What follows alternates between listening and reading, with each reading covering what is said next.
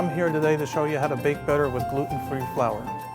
I'm sure you're hearing more about gluten-free products from both your customers and on the news.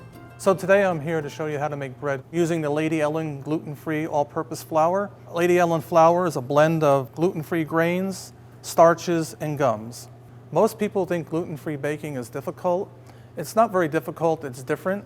Sometimes it can be very easy. In the case of products where normally you wouldn't want to develop much gluten, say in a pie crust, you want it to be flaky.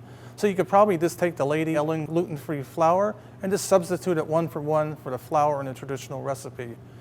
Where it becomes confusing is in products where you're trying to develop gluten. Since we're using gluten-free flour, we can't develop gluten. So we're depending on other products in the mix to develop that structure. I'm going to show you how to do the white bread because white bread is normally a product where you would develop gluten. So I'm going to show you the mixing method for this. And this mixing method would be similar to if you were going to make muffins or banana bread also, where we're going to mix the dry ingredients in one bowl, the wet ingredients in another, and then combine them into one mix. Here I've already combined the dry ingredients. I have 2.5 pounds here of the Lady Ellen gluten-free flour. I also have 5 ounces of sugar, 5 ounces of all-purpose shortening, half an ounce of salt, and 1.5 ounces of instant active dry yeast. And it's really important to use the instant active dry yeast. Gluten-free doughs are really loose. They're more like in between a dough and a batter. So if we used fresh yeast in it, it wouldn't dissolve itself completely in the mix. It wouldn't disperse evenly.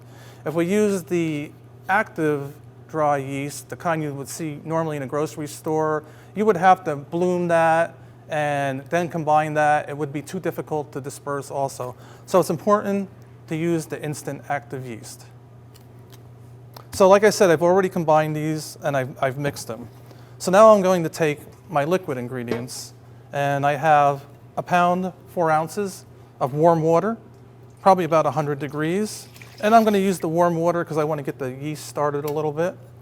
I have 7.5 ounces of whole eggs. I have 10 ounces of whole milk.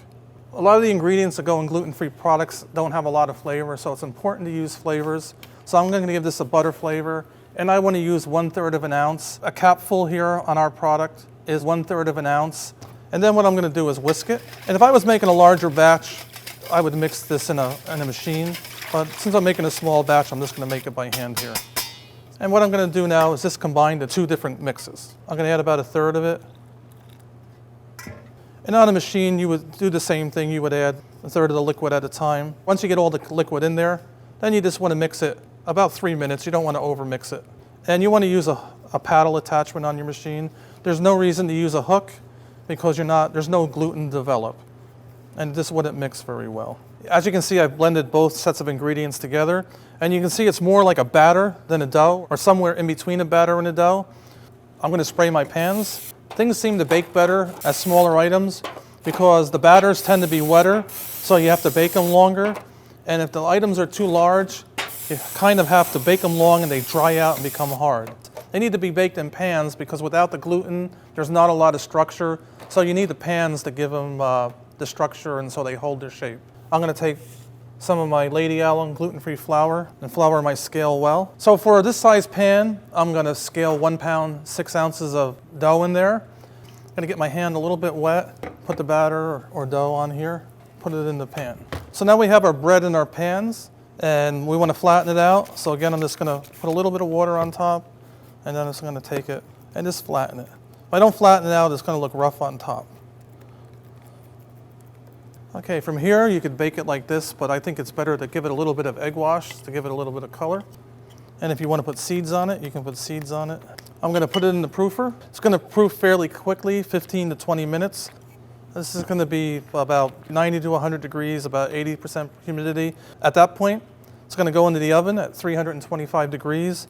And it's going to take for a loaf about this size. You can see it's wet. So you're talking probably about 30 minutes at 325. Take it out of the oven, let it stay in the pan for 5 minutes to finish baking. And if you leave it in the pan and it starts sweating, you're going to get soggy bread. It is important to follow the proper guidelines when making gluten-free products. I recommend you go to the FDA website for more details. Be sure to let your customers know about your new gluten-free products. One of the best ways to do that is sample your new gluten-free baked goods. For more information on products and recipes, visit yourbakemark.com. Thank you for watching.